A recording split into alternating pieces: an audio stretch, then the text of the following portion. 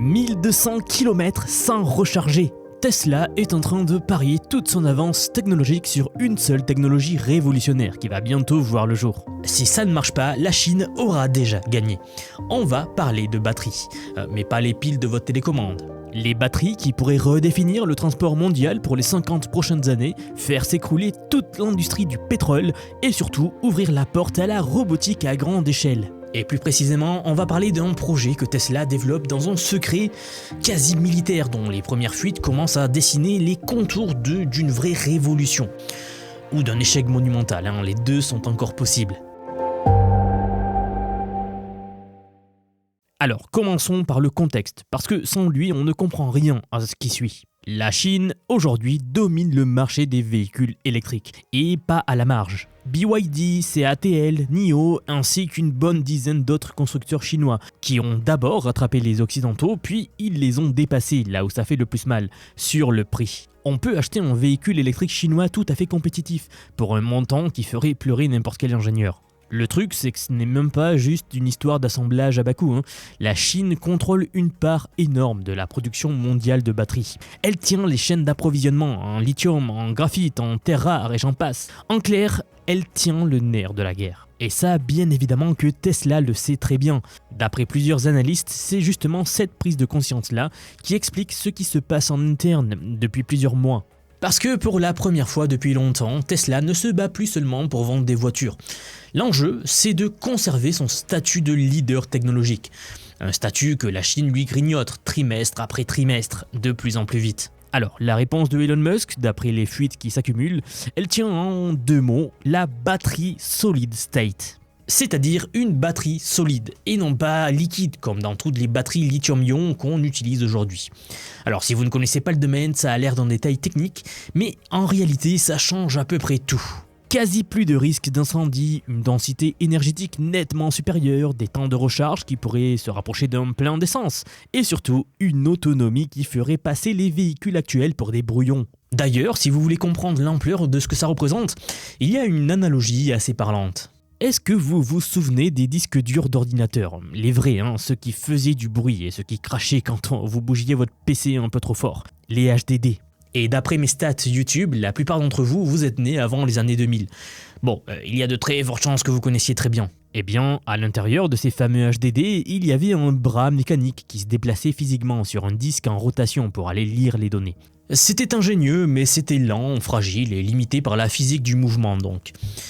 Et puis un jour, les SSD sont arrivés. Plus de pièces mobiles, plus de liquide de refroidissement dans les gros systèmes que nous utilisions, les gros disques durs mais industriels. Ici, nous avions juste du stockage pur sur une puce solide. Tout est devenu instantané, silencieux et beaucoup plus fiable. Ce qui se passe avec les batteries, c'est exactement le même type de transition. Aujourd'hui, dans une batterie lithium-ion classique, les ions se déplacent à travers un électrolyte liquide. Alors ça fonctionne, mais le liquide pose des problèmes de sécurité et de dégradation thermique, forcément. Passer à un électrolyte solide, c'est la même logique que le passage du disque dur HDD au SSD. Le parallèle va encore plus loin, parce qu'à l'époque aussi, tout le monde disait que les SSD c'était trop cher, serait trop cher, impossible à produire en volume, réservé au haut de gamme pendant des décennies. On connaît la suite. Pour vous donner une idée concrète de ce que fait Tesla actuellement avec les batteries des voitures, eh bien selon des fournisseurs sud-coréens de composants à Tesla, Tesla teste en ce moment des prototypes qui dépassent les 500 Wh par kilogramme.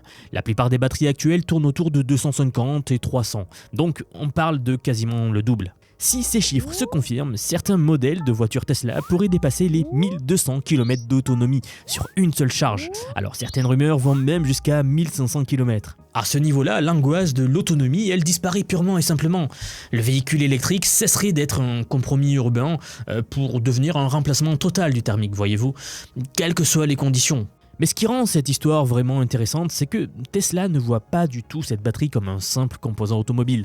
D'après les journalistes de Reuters, l'entreprise la considère comme le socle de tout son écosystème futur. Donc, à savoir les robotaxis, le semi, donc le camion électrique, les Powerwall, les batteries que vous branchez à la maison, vous savez, au mur, les robots Optimus et même certains projets liés à l'intelligence artificielle. En gros, dit simplement, plus la batterie est puissante et abordable, et plus Tesla va pouvoir pousser les curseurs sur tous ses fronts en même temps. C'est justement pour ça que le niveau de secret autour de ce projet est assez hallucinant. D'après des employés anonymes actuels, ainsi que d'anciens de la boîte, l'ambiance dans certaines divisions ressemble à un camp militaire où toute l'information est filtrée. Des zones entières dans les gigafactories du Texas et du Nevada qui ne seraient accessibles qu'avec des badges d'autorisation spéciaux. Et même certains ingénieurs Tesla n'y mettent pas les pieds. D'après des fuites récentes, les sous-traitants signeraient des accords de confidentialité à plusieurs niveaux. Et d'après d'autres sources également, tout ce secret-là serait complètement assumé. Tesla aurait volontairement arrêté de faire des annonces à l'avance pour éviter de donner aux concurrents chinois le temps de préparer une réponse. Et d'ailleurs, ça avance puisque en février 2026, Elon Musk a salué publiquement ce qu'il a lui-même qualifié de percée majeure, le procédé Dry Electrode, donc l'électrode sèche, qui fonctionne enfin à l'échelle industrielle. C'est un processus que toute l'industrie considérait comme impossible à faire tourner en production. Tesla y est arrivé. C'est documenté et concrètement ça réduit les coûts, ça baisse la consommation d'énergie et ça simplifie les usines en général. Un vrai avantage compétitif. L'entreprise ne ralentit pas du tout sur cet axe. Le 12 mai dernier, Tesla a annoncé 250 millions de dollars d'investissement supplémentaires dans la production de cellules 4681 à la Gigafactory de Berlin. La capacité prévue passe de 8 à 18 gigawattheures par an, avec plus de 1500 emplois à la clé. L'investissement total sur ce site approche désormais le milliard d'euros. C'est du concret, du béton et des embauches. D'ailleurs, il y a un principe économique qui pourrait expliquer pourquoi Tesla fonce autant dans la production même quand le produit n'est pas encore au point. Ça s'appelle la loi de Wright. À chaque fois qu'on double la production cumulée d'un produit, son coût unitaire baisse d'un pourcentage fixe. Pas grâce à une meilleure négo sur les matériaux, mais parce que l'acte même de produire en masse génère des apprentissages qu'aucun ingénieur n'aurait pu concevoir sur un simple tableau blanc. L'expérience. C'est ce qui a fait par exemple passer le watt solaire de 10 $ dans les années 2000 à 20 centimes aujourd'hui. Et c'est très probablement ce que fait Tesla avec ses 4680. Chaque cellule produite, même décevante, enseigne quelque chose aux lignes de production, à la connaissance de l'entreprise.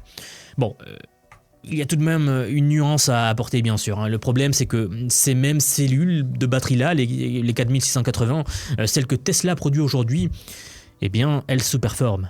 Les tests indépendants montrent que le pack 4680 installé dans la Model Y européenne offre moins d'autonomie, ainsi qu'une courbe de recharge franchement médiocre, disons les choses, ainsi que des performances globalement inférieures aux cellules de fournisseurs comme LG ou Panasonic. Des annulations de commandes ont été signalées en France et même en Norvège aussi. Donc, en résumé, Tesla investit massivement dans une technologie que le marché juge pour l'instant décevante. C'est soit de l'entêtement pur, soit de la vision à très long terme. Probablement un mélange des deux. Mais connaissant Elon Musk et le poids qu'aura la technologie des batteries à l'avenir, pour la robotique notamment, je pense qu'il délaisse un peu le marché européen ainsi que des voitures pour se concentrer purement sur la technologie elle-même. Ça serait pas étonnant. Oui, c'est justement là que le projet en fait Solid State prend tout son sens quand on y réfléchit, parce que si on considère les batteries 4680 comme un pas intermédiaire, un tremplin vers quelque chose de fondamentalement différent, eh bien, alors les galères actuelles deviennent acceptables. Elles font partie du chemin. Ça a souvent été comme ça avec les entreprises d'Elon Musk. Le Dry Electrode, les centaines de millions injectés dans les lignes de production, tout ça pourrait être en réalité l'infrastructure sur laquelle la prochaine génération de batteries va se construire. D'après le Financial Times, Tesla investit autant dans le revêtement d'électrodes sèches précisément parce que c'est compatible avec l'intégration de nouveaux matériaux. Certains analystes pensent que l'entreprise pourrait opter pour une architecture hybride qui combinerait des éléments à la fois liquides et solides pour leur batterie. L'idée, ce serait d'arriver sur le marché plus vite sans attendre d'avoir la version parfaite. Donc sortir un produit imparfait mais fonctionnel, plutôt qu'un produit parfait qui n'existe pas. Du Musk classique. La fenêtre la plus souvent mentionnée dans les fuites, c'est entre fin 2027 et 2028. C'est à ce moment-là que Tesla pourrait organiser sa plus grande présentation depuis la fameuse Cybertruck, où Elon Musk avait présenté Optimus et le Cybertruck, rappelez-vous, on l'avait couvert sur la chaîne. Ici, on ne parlerait pas juste d'une nouvelle batterie.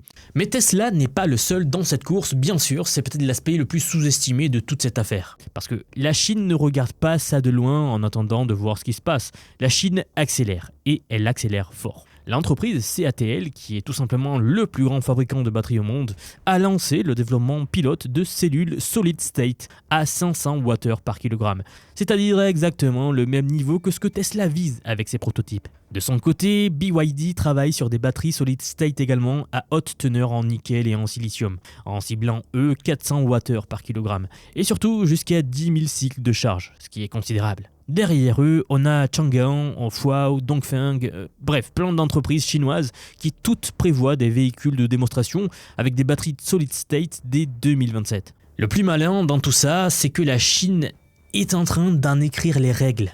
En janvier 2026, elle a publié le premier standard national au monde pour les batteries solid state qui devrait entrer en vigueur en juillet. Autrement dit, la Chine est en train de définir ce que le mot solid state veut dire officiellement, avant même que les premières batteries arrivent en série sur le marché. C'est un coup stratégique redoutable parce que dans n'importe quelle industrie, celui qui pose les définitions finit par poser les conditions du marché en général, un truc qu'on fait quand on est le premier du secteur. La course est donc bel et bien lancée, et de plus en plus d'analystes le comparent à la course spatiale du XXIe siècle, sauf que, à la place des fusées, ce sont des batteries qui tiennent le rôle central. Même si personnellement je trouve cela un peu exagéré, la véritable course va se jouer sur la robotique avec les robots humanoïdes. Et attention, je ne dis pas que les batteries ne joueront pas de rôle, au contraire. En fait, au fond, les batteries vont déterminer qui contrôle les systèmes de transport du futur. Certains experts vont jusqu'à parler d'une ère de l'arme énergétique, où le leadership mondial appartiendra à ceux qui sauront créer les meilleurs systèmes de stockage. Avec les problèmes récents liés à la flambée du coût du pétrole, on comprend bien l'importance d'arriver à maîtriser parfaitement l'énergie électrique. Les implications dépassent aussi largement la voiture que vous conduisez tous les jours. Le Tesla Semi, donc le camion électrique, dont les spécifications batterie viennent d'être officiellement confirmées par les régulateurs californiens, embarque un pack 822 kWh en version long range. C'est assez pour faire 800 km d'autonomie, avec 36 tonnes de marchandises à bord. Vous savez, aujourd'hui, chaque objet que vous achetez en ligne, chaque produit que vous prenez en rayon dans les supermarchés, il a voyagé dans un camion diesel à un moment donné. En Europe, plus de 75% des marchandises passent par la route. Les entreprises de logistique raisonnent en coût par kilomètre par tonne. C'est leur métrique de survie. Le jour où un camion électrique offre un coût inférieur au diesel tout en supprimant la dépendance à un carburant, dont le prix change chaque matin selon la géopolitique, la bascule devient pas juste souhaitable, elle va devenir rationnelle et inévitable. Le problème jusqu'ici c'était l'autonomie. Un routier longue distance a besoin de 600 à 800 km d'une traite avec une charge complète. C'est justement ce que les specs du Semi commencent à rendre crédible. Maintenant, je vous l'ai déjà dit, mais si la prochaine génération de batteries solid state arrive dans ce type de format-là, c'est toute l'industrie du diesel longue distance qui pourrait y basculer, en fait toute l'industrie du diesel tout court. Et là, on parle de marchés qui se chiffrent en milliers de milliards de dollars à l'échelle mondiale. Des fuites suggèrent aussi que Tesla réfléchit à des packs de batteries entièrement modulaires pour sa prochaine version de véhicule. Concrètement, un propriétaire pourrait remplacer son module batterie après quelques années par une version plus récente par exemple, et ainsi gagner en autonomie sans racheter une voiture entière. Si ça se concrétise, ça transforme complètement le marché de l'occasion parce que les voitures cessent de devenir obsolètes aussi vite. C'est un des gros freins aujourd'hui à l'achat d'un véhicule électrique d'occasion. Et au passage, Tesla se crée aussi une source de revenus massive en vendant des mises à jour batteries. Un peu comme le modèle Apple, sauf que vous gardez la carrosserie. Bon, et maintenant la vraie question, la plus difficile, est-ce que Tesla peut réellement y arriver avant tout le monde ? Parce que promettre une révolution et la livrer, ce sont deux exercices radicalement différents. Toyota parle de batteries solid state depuis des années, mais il n'y a toujours pas de production de masse à l'horizon. Les matériaux posent des problèmes fondamentaux. Un électrolyte solide doit être stable, pas cher, résistant aux écarts de température, en plus d'être compatible avec une fabrication à très grande échelle. Tout ça en même temps. Dans la pratique, beaucoup de matériaux se fissurent pendant la charge, ils se dégradent au fil du temps ou perdent en efficacité après quelques centaines de cycles seulement. C'est exactement à ce stade-là que de nombreuses entreprises se sont cassées les dents. Réussir une batterie révolutionnaire en labo, c'est une chose. Ça s'est déjà fait, on l'a vu. Par contre, en sortir des millions d'unités fiables sur une ligne de production qui ne flanche jamais, c'est un tout autre niveau de difficulté, c'est tout l'enjeu. Et pendant ce temps, les investisseurs ont déjà intégré l'attente de cette percée dans la valorisation de Tesla. Si elle ne vient pas, ça va se payer cher. Parce que de l'autre côté, les concurrents chinois ne ralentissent pas du tout, ils continuent de baisser les prix, d'augmenter les volumes et d'étendre leur présence en Europe, en Amérique latine, en Asie du Sud-Est, partout. Le temps sur ce dossier ne joue clairement pas en faveur de Tesla. C'est pour ça que cette batterie n'est pas un simple projet R&D pour Musk. L'avenir de Tesla en tant que symbole d'innovation, figure de proue, se joue dans les 2 à 3 prochaines années. C'est exactement pour ça que le niveau de tension autour de ce projet est aussi élevé également. Selon le Wall Street Journal, lors d'une réunion privée avec des investisseurs, Elon Musk aurait déclaré que les batteries actuelles ne sont qu'une étape intermédiaire et que l'industrie approche d'un moment après lequel les voitures ne seront plus jamais les mêmes. Musk fait rarement ce genre de déclaration sans une base technologique concrète derrière tout ça. C'est comme ça que les histoires du Falcon 9, donc de SpaceX, des fusées réutilisables, sont nées, également celles du Cybertruck et d'autres. Le monde est en train de vivre un basculement technologique dont les batteries ne sont qu'un symptôme. Ce qui se joue réellement, c'est la capacité à comprendre, à anticiper, à utiliser les technologies qui redéfinissent des industries entières aujourd'hui. L'intelligence artificielle est au cœur de cette transformation. Vous le voyez quotidiennement sur la chaîne, tous les secteurs sont impactés. Pas seulement dans les batteries, dans la conception, dans la production, dans la logistique, dans la stratégie, partout. Tesla utilise l'IA pour optimiser ses processus de fabrication. La Chine utilise l'IA pour accélérer la recherche sur les matériaux. Goldman Sachs utilise l'IA pour modéliser les marchés, les scénarios de marché. Et ceux qui comprennent ces outils auront un vrai avantage. Ceux qui les ignorent subiront les décisions de ceux qui les maîtrisent. Ça a toujours été comme ça. Donc, messieurs, dames, si vous regardez cette vidéo et que vous sentez que ces transformations vous concernent, que vous voulez comprendre l'IA, ses enjeux, ses applications concrètes et comment elle va impacter votre métier, votre secteur et votre avenir, alors j'ai justement quelque chose pour vous. J'aimerais vous dire que depuis quelques mois déjà, j'ai construit un programme d'apprentissage unique. Je vous apprends l'IA sous tous ses aspects. C'est un parcours que j'ai créé et pensé pour vous transmettre tout ce que je sais. Alors non seulement sur les modèles d'IA comme ChatGPT, Gemini de Google, Grok de Elon Musk, Claude, etc. Je vous montre en fait et surtout la manière de les intégrer concrètement dans votre vie, dans votre travail, dans vos projets. Et ce que vous soyez salarié, indépendant, entrepreneur ou même à la retraite. Car oui, nous avons beaucoup de retraités dans la communauté et ils utilisent l'IA au quotidien. J'ai récemment sorti la plus grosse mise à jour à ce jour de la formation. Ça fait un petit moment que j'en parlais, mais ça y est, elle est là, elle est en ligne. C'est un module entièrement dédié à l'automatisation par IA, donc en utilisant N8N. Autrement dit, la création d'agents IA, donc des espèces de salariés virtuels qui vont travailler pour vous et tout faire pour vous.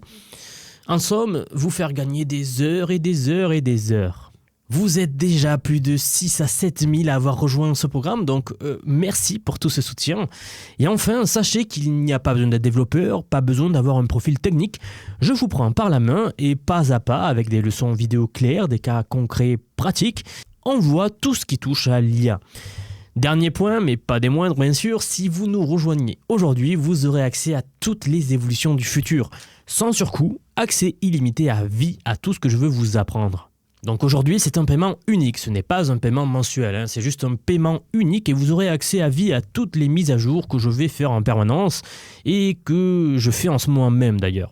Donc si cela vous intéresse, vous avez les liens en dessous de la vidéo, donc soit en description, soit en commentaire épinglé pour nous rejoindre.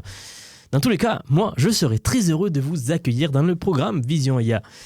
Si vous êtes encore là, merci d'avoir regardé cette vidéo jusqu'au bout et je vous dis à très vite pour la prochaine vidéo. À bientôt.